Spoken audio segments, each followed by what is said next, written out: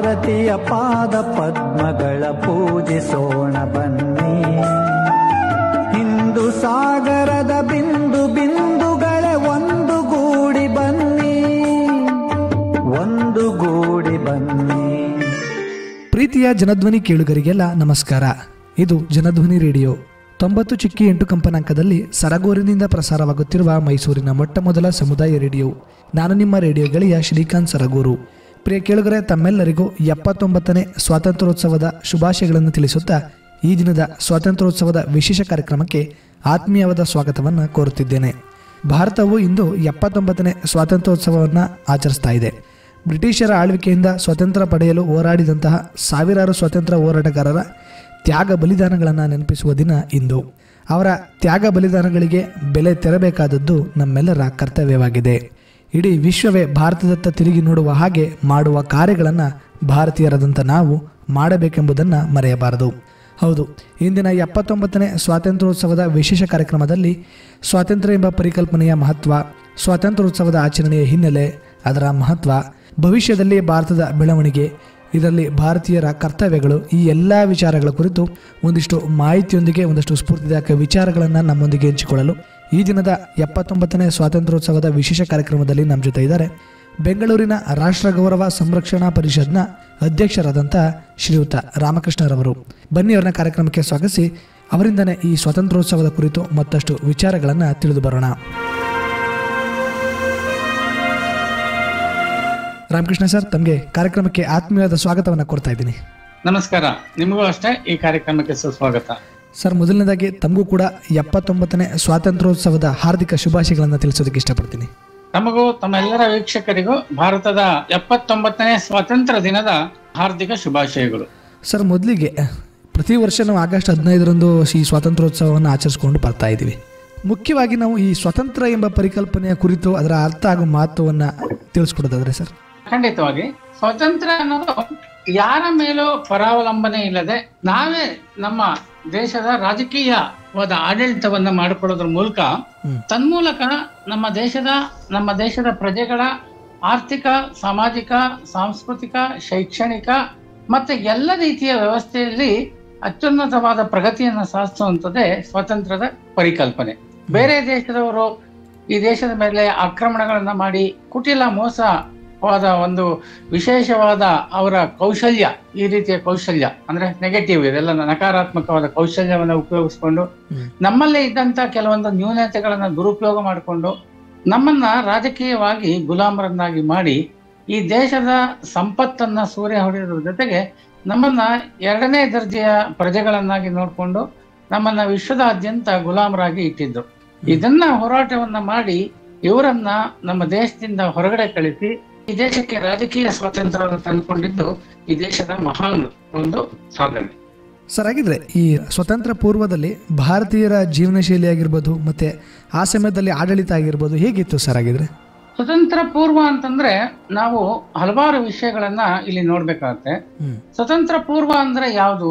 ಕೇವಲ ಬ್ರಿಟಿಷರು, ಫ್ರೆಂಚರು, ಡಚ್ಚರು, ಪೋರ್ಚುಗೀಸರು ಬಂದಂತ ಸಮಯನ, ಅಥವಾ ಅದಕ್ಕೆ ಮುಂಚೆ ಏನು ಈ ದೇಶದ ಮೇಲೆ ವಿದೇಶಿ ಆಕ್ರಮಣಕಾರಗಳು ಈ ದೇಶದ ಮೇಲೆ ಆಕ್ರಮಣ ಮಾಡಿದ್ರು? ಉದಾಹರಣೆಗೆ ಗಜ್ನವಿ ಮೊಹಮ್ಮದ್ ಇಂದ ಗೋರಿ ಮೊಹಮ್ಮದ್, ಅಲ್ಲಿಂದ ಲೋಧಿ, ಖಿಲ್ಜಿ, ತುಘಲಕ್, ಮೊಘಲರು, ಹೀಗೆ ಹಲವಾರು ಬೇರೆ ಬೇರೆ ದೇಶಗಳಿಂದ ಹಲವಾರು ಈ ದೇಶದ ಮೇಲೆ ಆಕ್ರಮಣವನ್ನು ಮಾಡಿದ್ರು. ಈ ದೇಶವನ್ನ ತಮ್ಮ ಕಪಿಮುಷ್ಟಿಯಲ್ಲಿ ಇಟ್ಕೊಂಡ್ರು. ಈ ದೇಶದ ಆಡಳಿತದ ಚುಕ್ಕಾಣಿಯನ್ನ ಹಿಡಿದ್ರು. ಈ ದೇಶದ ಸಂಸ್ಕೃತಿಯನ್ನ ಹಾಳು ಮಾಡಿದ್ರು. ಈ ದೇಶದ ಸ್ವಭಾಷೆ, ಸ್ವಧರ್ಮ, ಸ್ವಾಭಿಮಾನ, ಸಂಪತ್ತು ಮತ್ತೆ ರಾಜಕೀಯ ಸ್ವಾತಂತ್ರ್ಯವನ್ನು ಕಸಿದ್ಕೊಂಡ್ರು. ಇದನ್ನು ಸಹ ನಾವು ವಿಚಾರ ಮಾಡ್ಬೇಕಾಗತ್ತೆ. ಇವತ್ತಿಗೆ ಏನ್ ತಿಳ್ಕೊಂತಾರೆ ಅಂದ್ರೆ ಸ್ವಾತಂತ್ರ್ಯ ಪೂರ್ವ ಅಂದ್ರೆ 1947ನೇ ಇಸ್ವಿಗೆ ನಮಗೆ ಸ್ವಾತಂತ್ರ್ಯ ಬಂತು. ಆಗಸ್ಟ್ 15ನೇ ತಾರೀಕು, 14ರ ಮಧ್ಯರಾತ್ರಿ.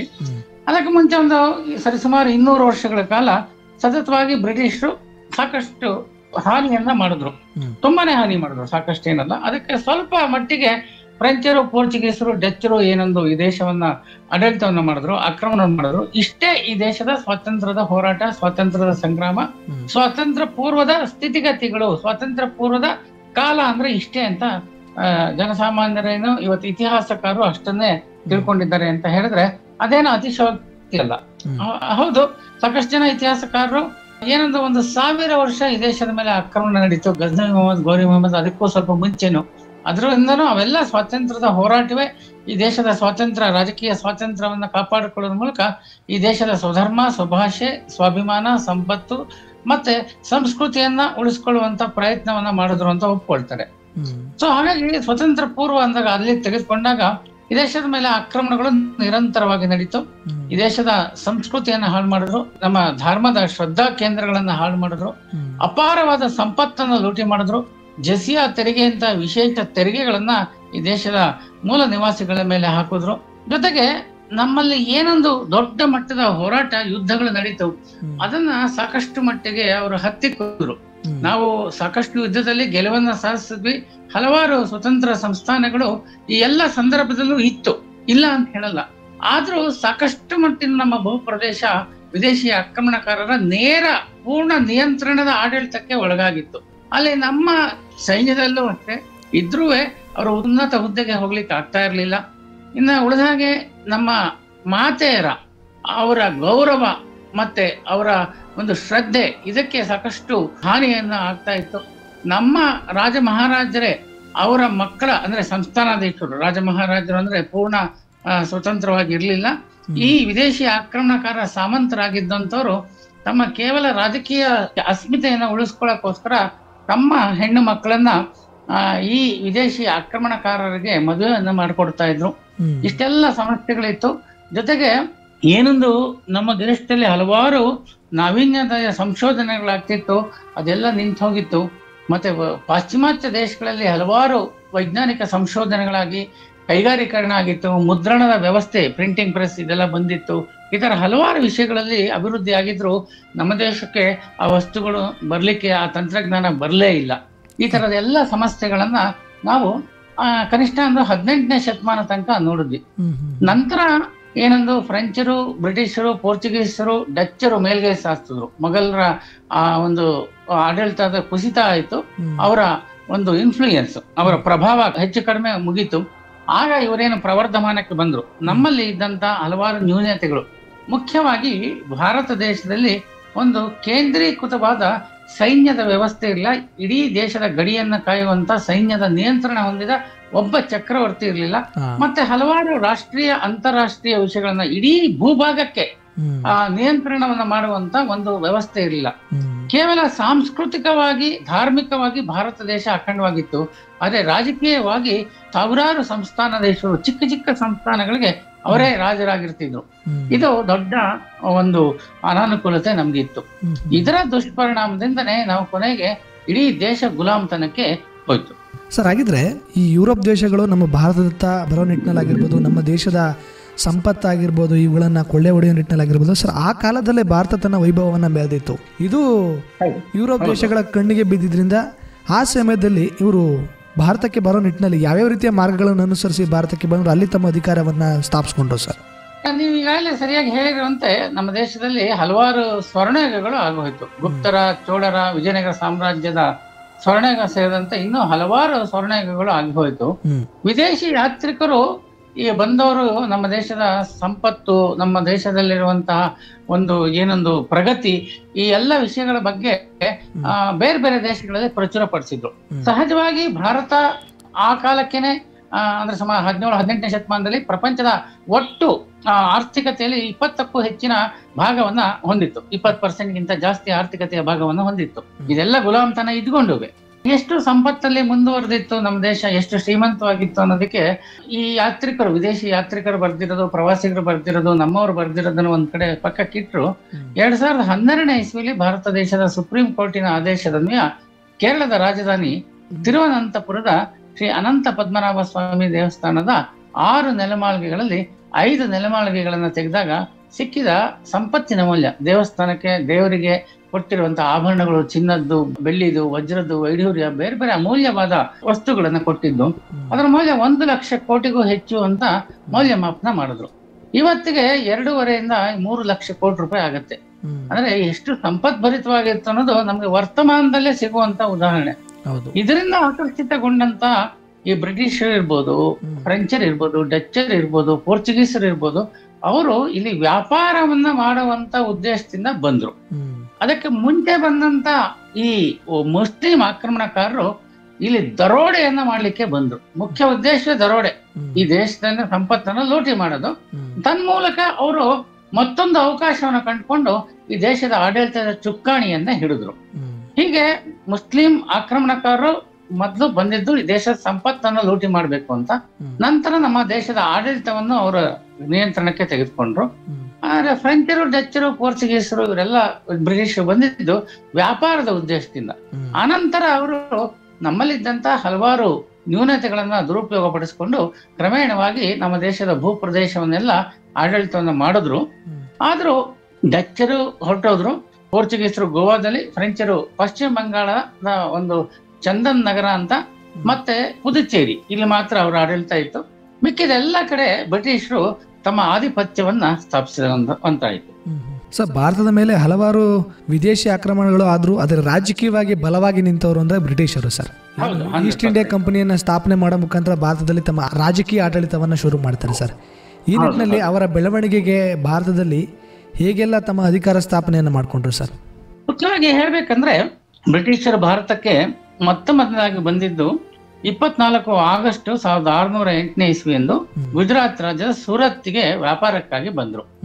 ಮೊಘಲರ ಆಡಳಿತದಲ್ಲಿತ್ತು ಅವತ್ತಿನ ಸೂರತ್ ಮತ್ತೆ ಗುಜರಾತಿನ ಹಲವು ಭಾಗಗಳು.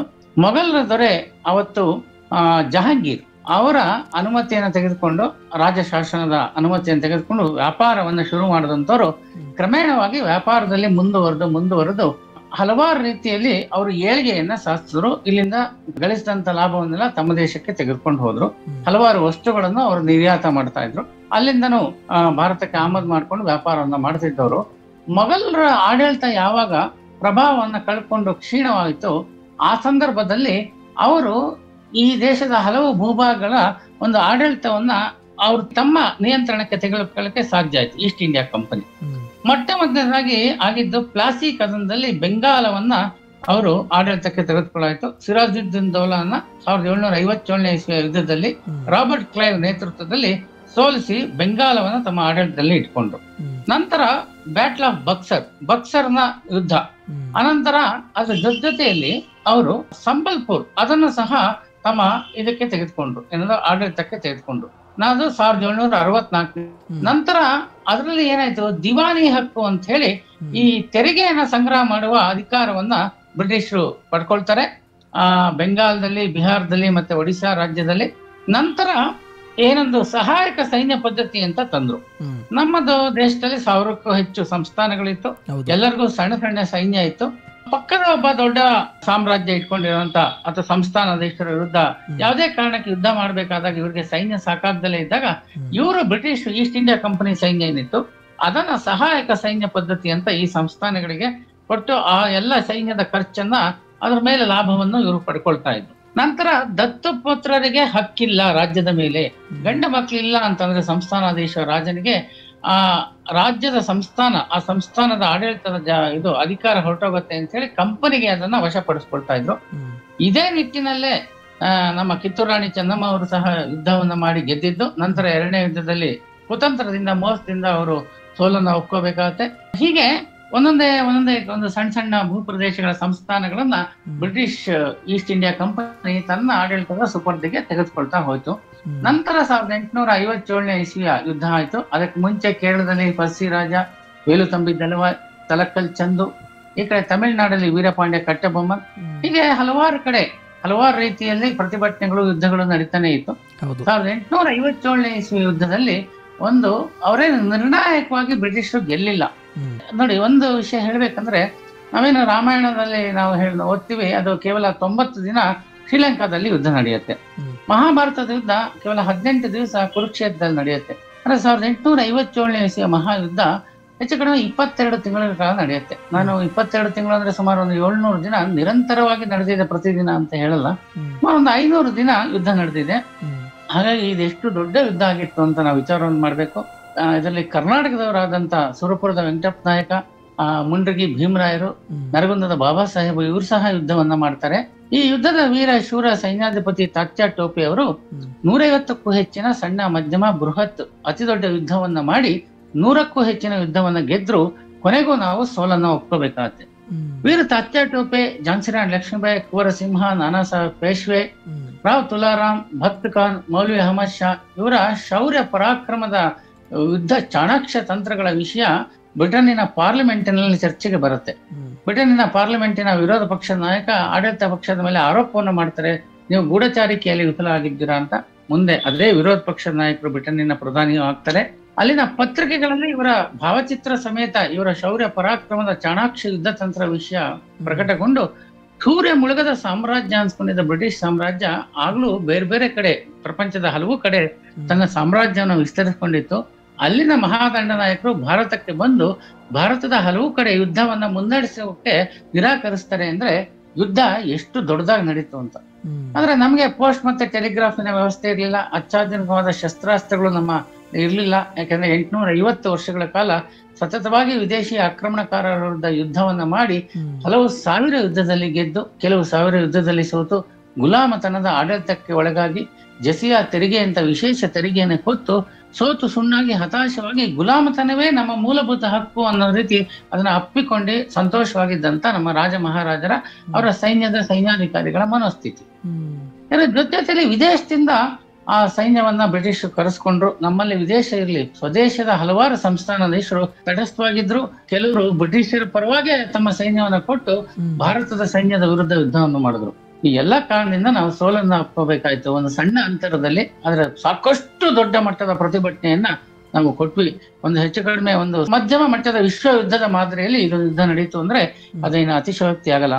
ಕೊನೆಗೆ 1859 ಇಸ್ವಿಲಿ ಇಡೀ ದೇಶವನ್ನ ತಮ್ಮ ನೇರ ಅಥವಾ ಅಪರೋಕ್ಷವಾದ ಆಡಳಿತ ನಿಯಂತ್ರಣಕ್ಕೆ ತೆಗೆದುಕೊಳ್ಳುವಲ್ಲಿ ಬ್ರಿಟಿಷ್ ಯಶಸ್ವಿಯಾದ್ರು. ಅಪರೋಕ್ಷವಾಗಿ ಅಂದ್ರೆ ಏನು, ಮೈಸೂರು ಸಂಸ್ಥಾನಾಧೀಶರು ತಾವೇ ಆಡಳಿತವನ್ನು ಮಾಡ್ತಿದ್ರು. ಬ್ರಿಟಿಷರಿಗೆ ಅಧೀನರಾಗಿ ಅವರ ಅನುಮತಿಯನ್ನು ಪಡ್ಕೊಂಡು ಮುಖ್ಯವಾದ ವಿಷಯಗಳ ಆಡಳಿತ ಮತ್ತೆ ಪ್ರಗತಿ, ಡೆವಲಪ್ಮೆಂಟ್, ಈ ಅಣೆಕಟ್ಟು ಕಟ್ಟೋದು, ಕೈಗಾರಿಕೆಗಳನ್ನು ಸ್ಥಾಪಿಸೋದು, ಈ ತರ ಮೈನಿಂಗ್, ಗಣಿಗಾರಿಕೆ, ಈ ತರ ಹಲವು ವಿಷಯಗಳಲ್ಲಿ ಬ್ರಿಟಿಷರ ಅನುಮತಿಗೆ ಒಳಪಟ್ಟು ಅರ್ಧ ಸ್ವಾತಂತ್ರ್ಯದ ಆಡಳಿತವನ್ನ ಮಾಡ್ತಾ ಇದ್ರು. ಹೀಗೆ ಬ್ರಿಟಿಷ್ ಆಡಳಿತಕ್ಕೆ ಇಡೀ ದೇಶ ತನ್ನನ್ನ ಒಪ್ಪಿಸ್ಕೊಳ್ಬೇಕಾಗಿ ಬಂತು.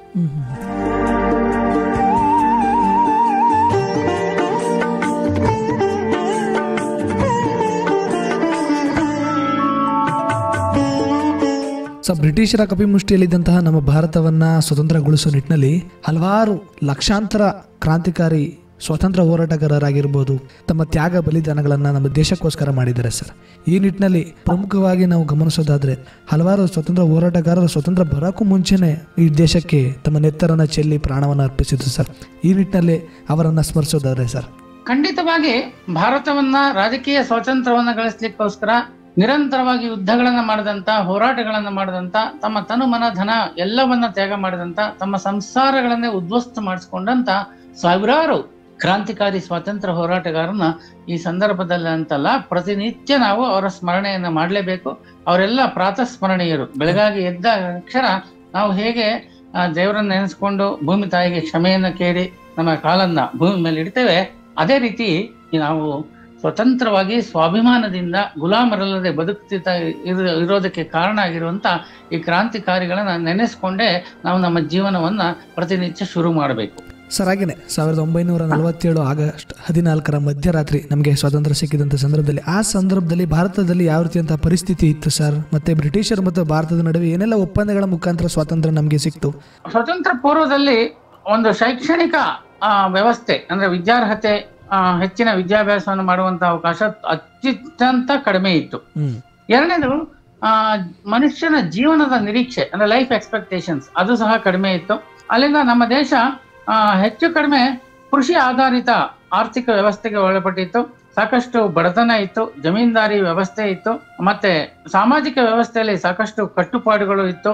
ಮತ್ತೆ ನಮ್ಮ ಇದು ಸಾಗಾಣಿಕೆ ವ್ಯವಸ್ಥೆ ಅಂದ್ರೆ ಟ್ರಾನ್ಸ್ಪೋರ್ಟೇಷನ್, ಬಸ್ಸು, ರೈಲು ಇದೆಲ್ಲ ತುಂಬಾ ಕಡಿಮೆ ಇತ್ತು. ವಿಮಾನದ ವ್ಯವಸ್ಥೆ ಅಂತೂ ಕೇವಲ 5-6 ಊರಿನಲ್ಲಿ ಮಾತ್ರ ಇತ್ತು. ಅಂದ್ರೆ ಇವತ್ತಿನ ಭಾರತದ ನಾನು ಹೇಳೋದು, ಸ್ವತಂತ್ರ ಪೂರ್ವ ಭಾರತ ಆದ್ರೆ ಒಂದು 7-8 ನಗರಗಳಲ್ಲಿ ಮಾತ್ರ ಇತ್ತು. ಮುಂಬೈ, ದೆಹಲಿ, ಚೆನ್ನೈ ಅಂದ್ರೆ ಅವತ್ತಿನ ಮಡ್ರಾಸ್, ಕಲ್ಕತ್ತಾ, ಮತ್ತೆ ಢಾಕಾ, ಕರಾಚಿ, ಲಾಹೋರ್ ಇಷ್ಟು ಕಡೆ ಮಾತ್ರ ವಿಮಾನ ನಿಲ್ದಾಣಗಳಿತ್ತು. ನಂತರ ಅಥವಾ ಸ್ವತಂತ್ರ ಬರಲಿಕ್ಕೆ ಮುಂಚೆ ಒಂದು ವರ್ಷದ ಕೆಳಗೆ ಬೇರೆ ಕಡೆ ಈ ವಿಮಾನ ನಿಲ್ದಾಣಗಳು, ಬೆಂಗಳೂರು ಸಮೇತ ಬೇರೆ ಬೇರೆ ಕಡೆ ವಿಮಾನ ನಿಲ್ದಾಣವನ್ನ ಮಾಡಬೇಕು ಅನ್ನೋ ಒಂದು ಕಾರ್ಯಕ್ರಮಗಳು ಶುರುವಾಗಿತ್ತು. ಹಾಗಾಗಿ ನಮ್ಮ ಸಾರಿಗೆ ವ್ಯವಸ್ಥೆ ತುಂಬಾ ಕಡಿಮೆ ಇತ್ತು. ರಸ್ತೆ ಅದು ಸಮೂಹ ನೆಟ್ವರ್ಕ್ ಅಂತ ಏನ್ ಹೇಳ್ತಾರೆ ಅದು ಸಹ ತುಂಬಾ ಕಡಿಮೆ ಇತ್ತು. ಬ್ರಿಟಿಷರ ಆಡಳಿತಕ್ಕೆ ಒಳಗಾಗಿ ನಮ್ಮಲ್ಲಿ ಇದ್ದಂತ ಕೈಗಾರಿಕೋದ್ಯಮಗಳು, ಅದು ಸಕ್ಕರೆ ಇರ್ಬೋದು ಅಥವಾ ಕಬ್ಬಿಣ ಮತ್ತೆ ಉಕ್ಕಿರ್ಬೋದು, ಅಲ್ಯೂಮಿನಿಯಂ ಇರ್ಬೋದು, ಹತ್ತಿ ಅಂದ್ರೆ ಜವಳಿ ವ್ಯವಸ್ಥೆ ಇರ್ಬೋದು, ಈ ತರ ಹಲವಾರು ಕೈಗಾರಿಕೆಗಳನ್ನ ಅವರು ಮುಚ್ಚಿದ್ರು ಭಾರಿ ಪ್ರಯತ್ನ ಮಾಡಿ. ಮತ್ತೆ ನಮ್ಮ ನೀರಾವರಿ ವ್ಯವಸ್ಥೆ ತುಂಬಾ ಕಡಿಮೆ ಇತ್ತು. ನಾವು ಕೃಷಿಯನ್ನ ಮತ್ತೆ ಬೇರೆ ಬೇರೆ ನೀರಿನ ವ್ಯವಸ್ಥೆ ಯಾವ್ದಕ್ ಬೇಕು ನಮ್ಮ ನಿತ್ಯ ಜೀವನಕ್ಕೆ, ಅದಕ್ಕೆ ನಾವು ಕೇವಲ ಮುಂಗಾರಿನ ಮೇಲೆ ಆಶ್ರಯವನ್ನ ಪಡೆದಿದ್ವಿ. ಅಲ್ಲಿಂದ ಬಂದ್ರೆ ನಮ್ಮ ಸಂಪತ್ತನ್ನ ಮುಖ್ಯವಾಗಿ ಬ್ರಿಟಿಷರು ಲೂಟಿ ಹೊಡೆದಿದ್ರು. ಅದಕ್ಕೆ ಮುಂಚೆ ವಿದೇಶಿ ಮುಸಲ್ಮಾನ ಆಕ್ರಮಣಕಾರರು ಲೂಟಿಯನ್ನ ಹೊಡೆದಿದ್ರು. ಅಲ್ಲಿಂದ ಬಂದ್ರೆ ಜಾತಿ ವ್ಯವಸ್ಥೆ ತುಂಬಾ ಪ್ರಬಲವಾಗಿತ್ತು. ಮಹಿಳೆಯರಿಗೆ ಹಕ್ಕುಗಳು ತುಂಬಾ ಕಡಿಮೆ ಇತ್ತು. ಜಮೀನು ರಹಿತ ಕೂಲಿ ಕಾರ್ಮಿಕರ ಶೋಷಣೆ ಅವ್ಯಾಹತವಾಗಿ ನಡೀತಿತ್ತು. ಸತಿ ಪದ್ಧತಿ ಇತ್ತು, ಅದನ್ನ ಬ್ರಿಟಿಷರೇ ಅದನ್ನ ನಿಲ್ಸಿದ್ರು, ಕಾನೂನಿನ ಮೂಲಕ ಸಾಕಷ್ಟು ಮಟ್ಟಿಗೆ ನಿಲ್ಸಿದ್ರು. ನಮ್ಮ ಉಡುಗೆ ತೊಡುಗೆಗಳೆಲ್ಲ ಶಾಸ್ತ್ರೀಯವಾದ ಉಡುಗೆ ತೊಡುಗೆಗಳಾಗಿತ್ತು. ಸಾಕಷ್ಟು ಮೌಢ್ಯಗಳು, ಸೂಪರ್ಸ್ಟಿಷನ್ ಅಂತ ಏನ್ ಹೇಳ್ತೀವಿ ಅದು ಇತ್ತು. ಮತ್ತೆ ಬ್ರಿಟಿಷರ ಜೀವನ ಶೈಲಿಯ ಪ್ರಭಾವ, ಅವರ ಉಡುಗೆ ತೊಡುಗೆಗಳು, ಭಾಷೆ ಇದನ್ನೇ ಶ್ರೇಷ್ಠ ಅಂತ ಅನ್ಕೊಂಡ್ಬಿಟ್ಟಿದ್ರು. ಅಂದ್ರೆ ಇಂಗ್ಲಿಷ್ ಮಾತಾಡೋರು ಅಂದ್ರೆ ಭಾರಿ ದೊಡ್ಡ ಮಟ್ಟದ ಅವರು ಸಮಾಜದಲ್ಲಿ ಉಚ್ಚ ಸ್ತರದ ಜನ ಅಂತ, ಸೂಟು ಬೂಟು ಹಾಕೊಳ್ಳುವಂತವ್ರು, ಪ್ಯಾಂಟ್ ಶರ್ಟ್ ಹಾಕೋರೆ ಶ್ರೇಷ್ಠ ಅನ್ನೋ ಒಂದು ಮನೋಸ್ಥಿತಿಗೆ ತಂದ್ಬಿಟ್ಟಿದ್ರು. ಇದು ಸ್ವತಂತ್ರ ಪೂರ್ವದ ಒಂದು ಮನೋಸ್ಥಿತಿ ಆಗಿತ್ತು. ಇದು ಕ್ರಮೇಣ ಕಡಿಮೆ ಆಗಿ ಸ್ವತಂತ್ರ ಬರೋಷ್ಟಕ್ಕೆ ಒಂದು ಮಟ್ಟಕ್ಕೆ ಸ್ವಲ್ಪ ಸರಿ ಹೋಗಿತ್ತು. ಆದ್ರೆ ಸ್ವತಂತ್ರ ನಂತರ ಸಾಕಷ್ಟು ಮಟ್ಟಕ್ಕೆ ಇದು ಬದಲಾವಣೆ ಆಗಿದೆ ಅಂತ ಹೇಳ್ಬೋದು ಈ ಎಲ್ಲ ವಿಷಯಗಳಲ್ಲಿ. ಸರ್, ಈಗ ನಾವು ಪ್ರಸ್ತುತ 79ನೇ ಸ್ವಾತಂತ್ರ್ಯೋತ್ಸವದ ಆಚರಣೆಯಲ್ಲಿ ಇದ್ದೀವಿ. ಕಳೆದ 78ನೇ ಸ್ವಾತಂತ್ರ್ಯೋತ್ಸವದ ಆಚರಣೆಯಲ್ಲಿ ಒಂದು ಘೋಷವಾಕ್ಯವಾಗಿ ವಿಕಸಿತ ಭಾರತ ಅನ್ನೋದನ್ನು ನಾವು ಅಡಾಪ್ಟ್ ಮಾಡ್ಕೊಂಡಿದ್ದೀವಿ. ಮುಂಬರುವಂಥ 2047ನೇ ಇಸ್ವಿ ಸರಿಯಾಗಿ 100 ವರ್ಷಗಳು ನಮಗೆ ಸ್ವಾತಂತ್ರ್ಯ ಬಂದು ತುಂಬುತ್ತೆ. ಈ ಸಂದರ್ಭದಲ್ಲಿ ಭಾರತ ಒಂದು ವಿಕಸಿತ ಭಾರತವಾಗಿರಬೇಕು, ಒಂದು ಶ್ರೇಷ್ಠ ಭಾರತ ಆಗಿರಬೇಕು, ಪ್ರಪಂಚಕ್ಕೆ ಒಂದು ಮಾದರಿ ಭಾರತ ಆಗಿರಬೇಕು ಅನ್ನೋ ನಿಟ್ಟಿನಲ್ಲಿ ಕಳೆದ ವರ್ಷ ಇದೊಂದು ಘೋಷವಾಕ್ಯವನ್ನು ಹಾಕೊಂಡು ಆಚರಣೆ ಮಾಡೋಣ ಸರ್. ಈ ನಿಟ್ಟಿನಲ್ಲಿ ವಿಕಸಿತ ಭಾರತದ ಪರಿಕಲ್ಪನೆ ಮತ್ತು ಅದಕ್ಕೆ ಪೂರಕ ಕ್ರಮಗಳ ಕುರಿತು ಮಾಹಿತಿಯನ್ನು ಹಂಚ್ಕೊಳ್ಳಿ ಸರ್. ವಿಕಸಿತ ಭಾರತ ಅನ್ನೋದು ಇದು ಸಮುದ್ರದಷ್ಟು ಆಳ, ಸಮುದ್ರದಷ್ಟು ಅಗಲ, ಇಷ್ಟು ದೊಡ್ಡದಿದೆ ವಿಷಯ. ನಾನು 3-4 ವಿಕಸಿತವಾದ ದೇಶಗಳು, ಡೆವಲಪ್ಡ್ ದೇಶಗಳನ್ನ ನಾನು ನೋಡ್ಕೊಂಡು ಬಂದಿದ್ದೇನೆ. ನಾನು ಅಮೆರಿಕಕ್ಕೆ ಹೋಗಿದ್ದೇನೆ, ಸಿಂಗಾಪುರ್ಗೆ ಹೋಗಿದ್ದೇನೆ, ಅಲ್ಲಿಂದ ಬಂದ್ರೆ ಮಲೇಷಿಯಾಗೆ ಹೋಗಿದ್ದೇನೆ. ಮಲೇಷಿಯಾ ವಿಕಸಿತ ದೇಶ ಅಲ್ದಲೇ ಇದ್ರು ನಮ್ಗಿಂತ ಸಾಕಷ್ಟು ಮುಂದುವರೆದ ದೇಶ ಆಗಿದೆ. ಇದೇ ರೀತಿ ಇನ್ನೂ ಹಲವಾರು ದೇಶಗಳನ್ನ ನಾನು ನೋಡಿದ್ದೇನೆ. ಹಾಗಾಗಿ ವಿಕಸಿತ ಭಾರತ ಅನ್ನೋ ಕಲ್ಪನೆ ನಮ್ಮಲ್ಲಿ ಮೊದಲು ನಮಗೆ ರಾಜಕೀಯ ಇಚ್ಛಾಶಕ್ತಿ ದೃಢವಾಗಿರ್ಬೇಕು, ಎಲ್ಲ ರಾಜಕೀಯ ಪಕ್ಷಗಳಿಗೂ.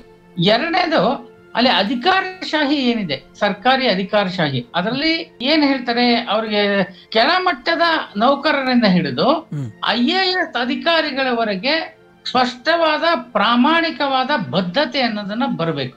ಅದು ರಾಜಕಾರಣಿಗಳಿಗೂ ಬರಬೇಕು, ನೌಕರಶಾಹಿ ಅಧಿಕಾರಶಾಹಿಗೂ ಬರ್ಬೇಕು. ಸರ್ಕಾರಿ ನೌಕರಶಾಹಿ, ಸರ್ಕಾರಿ ಅಧಿಕಾರಶಾಹಿಗೂ 100ಕ್ಕೆ 100% ಈ ದೇಶವನ್ನ ಮುನ್ನಡೆಸಬೇಕು. ಅದಕ್ಕೆ ನಾವು ಸರ್ಕಾರಿ ನೌಕರರಾಗಿ ಸೇರಿದ್ದೇವೆ. ನಮ್ಮ ಜವಾಬ್ದಾರಿಯನ್ನ ಒಂದು ಕಿಂಚಿತ್ತು ಲೋಪ ಇಲ್ಲದೆ, ನ್ಯೂನ ಇಲ್ಲದೆ ನಾವು ಮಾಡ್ತೇವೆ ಅನ್ನೋ ಒಂದು ದೃಢವಾದ ಮನೋಸ್ಥಿತಿಗೆ ಅವರನ್ನ ಮೊದಲು ತರಬೇಕು. ರಾಜಕೀಯದಲ್ಲಿ ಇರುವಂತಹ ಮತ್ತೆ ಅಧಿಕಾರಶಾಹಿಯಲ್ಲಿ ಇರುವಂತಹ ಭ್ರಷ್ಟಾಚಾರವನ್ನ ನಿರ್ಮೂಲನೆ ಮಾಡ್ಬೇಕು. 4ನೇದಾಗಿ ಇಲ್ಲಿ ಜುಡಿಷಿಯರಿ ಏನೊಂದು ನ್ಯಾಯಾಂಗ ವ್ಯವಸ್ಥೆ ಇದೆ, ಆ ನ್ಯಾಯಾಂಗ ವ್ಯವಸ್ಥೆಯಲ್ಲಿ ಯಾವುದೇ ಕೇಸ್ಗಳನ್ನ ಹಾಕಿದಾಗ, ಕಟ್ಲೆಗಳನ್ನ ಹಾಕಿದಾಗ ಸಾಮಾನ್ಯವಾದ ಸಂದರ್ಭದಲ್ಲಿ 1-1.5 ವರ್ಷದಲ್ಲಿ ನಿರ್ಣಯ ಆಗ್ಬೇಕು, ಜಡ್ಜ್ಮೆಂಟ್ ಬರಬೇಕು. ಆ ಜಡ್ಜ್ಮೆಂಟ್ ವಿರುದ್ಧ ಕೇವಲ ಒಂದೇ ಒಂದು ಮೇಲ್ಮನವಿಗೆ ಅವಕಾಶ ಇರಬೇಕು. ನಮ್ಮ ದೇಶದಲ್ಲಿ ಇವತ್ತು ಇರುವಂತ ಪರಿಸ್ಥಿತಿಯಲ್ಲಿ ನಾವು ಸರ್ವೋಚ್ಚ ನ್ಯಾಯಾಲಯ, ಸುಪ್ರೀಂ ಕೋರ್ಟ್ ತನಕ ಮೇಲ್ಮನವಿ ಹೋಗ್ತಾನೆ ಇರ್ಬೋದು. ಈ ಒಂದು ಗಾದೆ ಇದೆ, ಇದರಲ್ಲಿ ನ್ಯಾಯಾಂಗದಲ್ಲಿ ಗೆದ್ದವನು ಸೋತ, ಸೋತವನು ಸತ್ತ ಅಂತ. ಅದಕ್ಕಿಂತ ಹೆಚ್ಚಾಗಿ ಇವತ್ತು ಗೆದ್ದವನು ಸತ್ತೇ ಹೋಗ್ತಾನೆ, ಸೋತವನೇ ಕೆಲಸದ ಗೆಲ್ಲ ಸ್ಥಿತಿಯು ತಂದಿಟ್ಟಿದ್ದಾರೆ ನಮ್ಮ ವ್ಯವಸ್ಥೆಯಲ್ಲಿ. ಎಷ್ಟು ನಮ್ಮ ಜನಸಂಖ್ಯೆ ಜಾಸ್ತಿ ಆಗಿದೆ, ನಮ್ಮ ಆರ್ಥಿಕತೆ ಎಷ್ಟು ಜಾಸ್ತಿ ಆಗಿದೆ, ಕಾನೂನುಗಳು ಎಷ್ಟು ಹೊಸದಾಗಿ ಬಂದಿದೆ, ಎಷ್ಟು ಕೇಸ್ಗಳಿದೆ. ಸುಮಾರು ಒಂದು 4 ಕೋಟಿಗೂ ಹೆಚ್ಚು ಕಟ್ಲೆಗಳು ಕೆಳ ನ್ಯಾಯಾಲಯದಲ್ಲಿ ಜಡ್ಜ್ಮೆಂಟ್ಗೆ ನಿರ್ಣಯಕ್ಕೋಸ್ಕರ ಕಾದಿದೆ. ಅಂದ್ರೆ ನ್ಯಾಯಾಲಯಗಳ ಸಂಖ್ಯೆ ಕನಿಷ್ಠ 5 ಪಟ್ಟು ಜಾಸ್ತಿ ಆಗ್ಬೇಕು, ಅದೇ ರೀತಿ ನ್ಯಾಯಾಧೀಶರ ಸಂಖ್ಯೆ ಜಾಸ್ತಿ ಆಗ್ಬೇಕು. ನ್ಯಾಯಾಂಗ ವ್ಯವಸ್ಥೆಯಲ್ಲಿ ಕೆಲಸ ಮಾಡಕ್ಕೆ ಅತ್ಯಂತ ದೊಡ್ಡ ಮಟ್ಟದ ಕೌಶಲ್ಯ ಹೊಂದಿರುವಂತ ವಿಶೇಷ ಬುದ್ಧಿಮತ್ತತೆ ಇರುವಂತ ನೌಕರರು ಬೇಕು. ಅಲ್ಲಿ ಸಮಗ್ರವಾದ ಸುಧಾರಣೆಯನ್ನ ನ್ಯಾಯಾಂಗ ವ್ಯವಸ್ಥೆಯಲ್ಲಿ ತರಬೇಕು. ಪೊಲೀಸ್ ವ್ಯವಸ್ಥೆಯಲ್ಲಿ ಸಮಗ್ರವಾದ ಸುಧಾರಣೆಯನ್ನು ತರಬೇಕು. ಎಷ್ಟೋ ಈ ದೇಶದ ಪ್ರಜೆಗಳು ಪೊಲೀಸ್ ಸ್ಟೇಷನ್ಗೆ ಹೋಗಿ ಕಂಪ್ಲೇಂಟ್ ಕೊಡಕ್ಕೆ ಹಿಂಜರಿತಾರೆ. ಅಷ್ಟು ಮುಜುಗರದ ವ್ಯವಸ್ಥೆ ಪೊಲೀಸ್ ವ್ಯವಸ್ಥೆಯಲ್ಲಿ ಇದೆ. ಈ ದೇಶದ ಪ್ರಾಪರ್ಟಿಗಳು ಇದನ್ನ ಕೊಂಡ್ಕೊಳ್ತೀವಿ, ಮಾರ್ತೀವಿ. ಅಂತ ಸಂದರ್ಭದಲ್ಲಿ ಹಲವಾರು ತರಹದ ಮೋಸಗಳಾಗ್ತಾ ಇದೆ. ಅದಕ್ಕಾಗಿ ಟೈಟಲ್ ಇನ್ಶೂರೆನ್ಸ್, ಈ ಸ್ವತ್ತುಗಳ ಒಂದು ವಿಮಾ ವ್ಯವಸ್ಥೆ ನಮ್ಮ ದೇಶದಲ್ಲಿ ಬಂದಿಲ್ಲ. ಆಮೇಲಿಂದ ಲಂಚ ರುಷುವತ್ತು ಇದೆ ಎಲ್ಲ ಹಂತದಲ್ಲಿ. ಅದನ್ನ ಹತ್ತಿಕ್ಕುವಂತ ದೃಢವಾದ ಕೆಲಸ ಆಗಿಲ್ಲ.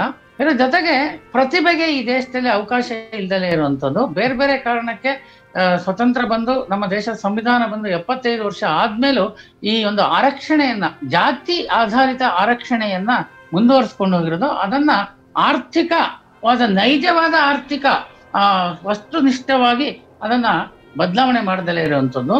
ಮತ್ತೆ ಈ ದೇಶದಲ್ಲಿ ಮುಖ್ಯವಾಗಿ ಕಳೆದ 11 ವರ್ಷದಿಂದ ಕೇವಲ ಈ ಆರ್ಥಿಕವಾಗಿ ಮೇಲ್ಮಟ್ಟದಲ್ಲಿರುವಂತ ಒಂದು 25,000 ಜನಕ್ಕೆ ಮಾತ್ರ ಅನುಕೂಲ ಆಗುವಂತ ಮನೋಸ್ಥಿತಿ ಅನುಷ್ಠಾನ ಮಾಡಿರುವಂತದ್ದು. ಈ ಎಲ್ಲ ಕಾರಣದಿಂದ ಭಾರತ, ನಾನು ಹೇಳ್ತಾ ಇದ್ದೀನಿ, 2047ಕ್ಕೆ ವಿಕಸಿತ ಭಾರತ ಆಗತ್ತೆ ಅನ್ನೋದು ಈ ರಾಜಕೀಯ ವ್ಯವಸ್ಥೆಯಲ್ಲಿ, ಈ ಸರ್ಕಾರಿ ಅಧಿಕಾರಿ ವ್ಯವಸ್ಥೆಯಲ್ಲಿ, ಈ ಒಂದು ಆರ್ಥಿಕವಾಗಿ ಮೇಲ್ಮಟ್ಟದಲ್ಲಿರುವಂತ 1 ಲಕ್ಷ ಕಂಪನಿಗಳು ಅಥವಾ ಕಂಪನಿಯ ಮಾಲೀಕರು ಏನಂದ್ರೆ ಈ ದೇಶದ ಸಂಪತ್ತನ್ನು ತಮ್ಮಲ್ಲಿ ಕ್ರೋಢೀಕರಿಸಿಕೊಂಡಿದ್ದಾರೆ. ಈ ದೇಶದ ಕಡಿಮೆ ಅಂದ್ರೆ ಒಂದು 60% ಸಂಪತ್ತು ಕೇವಲ 1 ಲಕ್ಷ ಜನರಲ್ಲಿದೆ, ಅವ್ರ ಬಳಿಯಲ್ಲಿದೆ. ಇದು ಸರಿಯಾಗಿ ಎಲ್ಲ ಸ್ತರದ ಜನರಿಗೆ ಅವರ ಶ್ರಮದಿಂದಾನೆ ಬರಬೇಕು. ಅಂತ ಶ್ರಮದಿಂದ ಬರುವಂತ ವ್ಯವಸ್ಥೆ ಆಗ್ಲಿಲ್ಲ ಅಂದ್ರೆ ಈ ದೇಶ $4 ಟ್ರಿಲಿಯನ್ ಎಕಾನಮಿ ಏನಾಗಿದೆ ಇವತ್ತು ಬರ್ದಿಟ್ಕೊಳ್ಳಿ. 2047ಕ್ಕೆ ನಾವು ಜಾಸ್ತಿ ಅಂದ್ರೆ ಒಂದು 15 ಟ್ರಿಲಿಯನ್ ಅಮೆರಿಕನ್ ಡಾಲರ್ ಎಕಾನಮಿ ಆಗ್ಬೋದು. ಬರ್ದಿಟ್ಕೊಳ್ಳಿ, ಇನ್ನೊಮ್ಮೆ ಹೇಳ್ತಿದ್ದೇನೆ. ಸರಿಯಾದ ಪ್ರಯತ್ನ ಮಾಡಿದ್ರೆ ಇದೇ ರೀತಿ 6-6.5% ಬೆಳವಣಿಗೆ ದರ ಆದ್ರೆ ಜಾಸ್ತಿ ಅಂದ್ರೆ 15 ಟ್ರಿಲಿಯನ್ ಅಮೆರಿಕನ್ ಡಾಲರ್ ಎಕಾನಮಿ ಆಗ್ಬೋದು. ಅದರಿಂದ ನಮ್ಮ ದೇಶದ ತಲಾದಾಯ ಬಹುಶಃ ಒಂದು 6-7 ಲಕ್ಷ ರೂಪಾಯಿ ಆಗ್ಬೋದು ಅಷ್ಟೇ ಹೊತ್ತು, ಅದಕ್ಕಿಂತ ಏನ್ ಜಾಸ್ತಿ ಆಗೋದಿಲ್ಲ. ಈ ತರ ಮತ್ತೆ ಜನರಲ್ಲಿ ಈ ದೇಶದ ಬಗ್ಗೆ, ಈ ದೇಶವನ್ನ ಅಭಿಮಾನ, ದೇಶವನ್ನ ಪ್ರೀತಿಸುವಂತ, ದೇಶವನ್ನ ಗೌರವಿಸುವಂತ, ದೇಶ ಪ್ರೇಮವನ್ನ ಇಟ್ಕೊಳ್ಳುವಂತ ಪ್ರವೃತ್ತಿಯೇ ಇಲ್ದಲೇ ಇರುವಂತದ್ದು. ನಾನು 1000ಕ್ಕೂ ಹೆಚ್ಚು ಶಾಲಾ ಕಾಲೇಜುಗಳಿಗೆ ಹೋಗಿ ಉಪನ್ಯಾಸವನ್ನು ಮಾಡಿದ್ದೇನೆ. ಸ್ವಾತಂತ್ರ್ಯ ಹೋರಾಟದಲ್ಲಿ ಕ್ರಾಂತಿಕಾರಿಗಳು ಅಂತ, ಮತ್ತೆ ಹಲವಾರು ಮಹಾಪುರುಷ ಕ್ರಾಂತಿಕಾರಿಗಳ ಬಗ್ಗೆನೇ ವಿಶೇಷ ಉಪನ್ಯಾಸವನ್ನು ಮಾಡಿದ್ದೇನೆ. ಅಲ್ಲೆಲ್ಲ ನಾನು ವಿದ್ಯಾರ್ಥಿಗಳ ಜೊತೆ ಸಂವಾದ ಮಾಡಿದಾಗ ಅವ್ರಿಗೆ ದೇಶದ ಪರಿಕಲ್ಪನೆನೇ ಇಲ್ಲ, ಸ್ವಾತಂತ್ರ್ಯ ಹೋರಾಟದ ಪರಿಕಲ್ಪನೆಯೇ ಸರಿಯಾಗಿಲ್ಲ. ಹೆಚ್ಚು ಕಡಿಮೆ ಎಲ್ಲಾ ಶಾಲೆಗಳಲ್ಲಿ ಭಾರತದ ಅತಿ ದೊಡ್ಡ ನದಿ ಯಾವುದು ಅಂತ ಕೇಳಿದಾಗ ನೈಲ್ ನದಿ ಅಂತ ಹೇಳಿದ್ದಾರೆ. ನಿನ್ನೆ ಸಹ ನಾನು ಮಳವಳ್ಳಿಯಲ್ಲಿ ಒಂದು ಕಾಲೇಜಿನಲ್ಲಿ ಉಪನ್ಯಾಸ ಮಾಡಿದೆ. ಅಲ್ಲಿ ಸಹ ಪ್ರಥಮ ದರ್ಜೆ ಕಾಲೇಜಲ್ಲಿ ಅಲ್ಲಿ ಇತಿಹಾಸದ ವಿದ್ಯಾರ್ಥಿಗಳೇ ಅವರು ಸಹ ನೈಲ್ ನದಿ ಅಂತ ಹೇಳಿದ್ರು. ಈ ತರದ ಮನೋಸ್ಥಿತಿಯಲ್ಲಿ ಇದ್ದಂತ ಪರಿಸ್ಥಿತಿಯಲ್ಲಿ ವಿಕಸಿತ ಭಾರತ ಮಾಡ್ತೀವಿ ಅನ್ನೋದು ಯಾವುದೋ ಕೆಲವೊಂದು ಆಯಾಮದಲ್ಲಿ ಆಗ್ಬೋದು. ಏನು ಈಗ ಸಾಕಷ್ಟು ರಸ್ತೆಗಳ ನಿರ್ಮಾಣ ಮಾಡ್ತಿದ್ದಾರೆ, ಕೆಲವೊಂದು ಮೂಲಭೂತ ಸೌಕರ್ಯಗಳನ್ನ ಮಾಡ್ತಿದ್ದಾರೆ. ನಾವು ಸಾಫ್ಟ್ವೇರ್ ಕ್ಷೇತ್ರದಲ್ಲಿ ಪ್ರಪಂಚದಲ್ಲೇ ಸಾಕಷ್ಟು ಪ್ರಗತಿಯನ್ನು ಸಾಧಿಸಿದ್ದೇವೆ. ಅದೇ ರೀತಿ ಇನ್ನೂ ಹಲವಾರು ದಾಖಲೆಗಳನ್ನ ಭಾರತ ದೇಶ ಬೇರೆ ಬೇರೆ ಕ್ಷೇತ್ರದಲ್ಲಿ ಮಾಡಿದೆ. ಏನೊಂದು ಆಹಾರ ಧಾನ್ಯಗಳನ್ನ ನಾವು ಆಮದು ಮಾಡ್ಕೊಳ್ತಿದ್ವಿ.